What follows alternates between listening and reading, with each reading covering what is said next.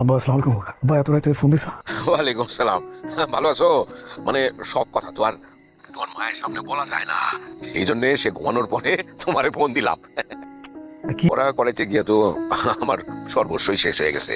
এটা তো বাপ মার দায়িত্ব। সন্তান জন্ম দিলে তারে পড়ালেখা করাই দেবো না, মানুষ করাই দেবো না? আমি আমার বাচ্চারা মানুষ করাই দিছি না, পড়ালেখা করে দিছি না? হ্যাঁ, সেটা তো করতেই হবে।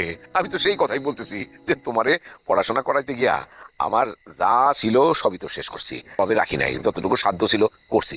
কিন্তু এখন তো আর আমার কাছে তেমন কিছুই নাই।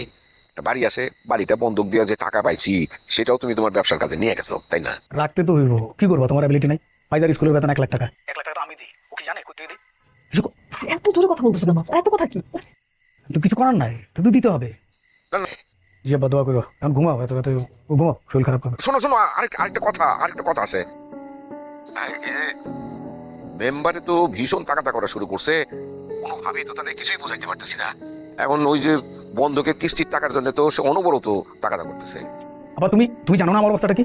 আমি আমি সারাটা দিন আমি পরিশ্রম করে আমি টায়ার্ড হয়েছি, আমি ঘুমাবো, এর ভিতরে তুমি তুমি নিজেও আমাকে প্যারা দিতেছো, আমিও প্যারা পাইতেছি, এটা ডিস্টার্ব লাগতেছে। তুমি রাখো তো বাবা, পরে কথা হবে। শহীদ, শহীদ। কয়টা বাজে?